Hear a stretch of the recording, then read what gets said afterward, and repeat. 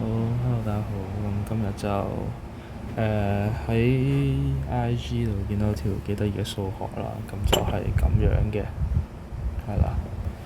x 二次減二 x 加五嘅 x 二次減七 x 加12次方等於一。係啦，咁目標係揾所有嘅 x 啦，即係所有符合呢個方程嘅 x 啦，係啦，咁就係啦，咁睇落去就好似好奇怪啦，係啦，咁但係因為佢俾我哋嘅其中一個資訊係佢等於一啦。咁如果你有印象嘅話，任何嘢嘅零次方係等於一㗎嘛，係啦，同埋一嘅任何次方都係等於一㗎嘛。好，sorry，啱啱有電話響啦，係，好，繼續啦，咁就啱啱講到邊啊？哦，係係啊，x 嘅零次方係任何嘢嘅零次方係等於一，同埋一嘅任何次方都等於一。咁所以呢條方程我哋就可以拆咗做兩條方程啦。第一條就係 x 二次減七 x 加12係等於0。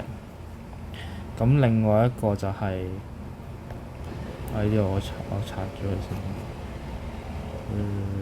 拆咗先。咁就另外一個就係 x 二次減二 x 加5係會等於1啦，係啦。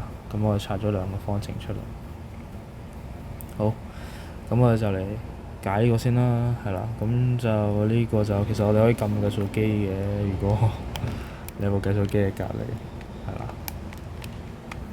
或者你唔用計數機就可以用嗰個咩十字雙乘啦，係啦。咁我就唔嘥時間啦，直接寫出嚟咯。x 減4同埋 x 減3，咁所以 x 就等於4或者3。好，咁呢邊就搬個1去左邊啦，咁就變咗做5減1即係正4啦，係啦。跟住就係呢個係撳下先。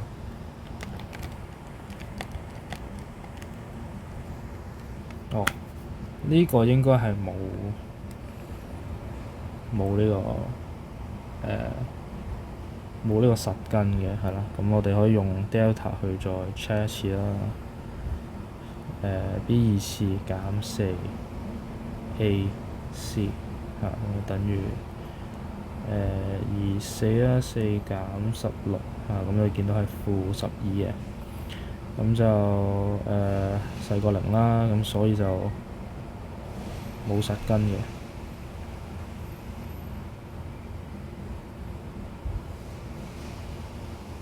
冇實根。咁英文就係 no real root 啦，係啦。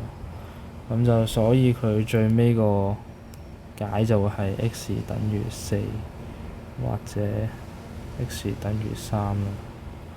係啦，咁就呢個就我今日見到嘅一個幾得意嘅數學題啦，係啦，咁就咁今日嚟到呢度先啦。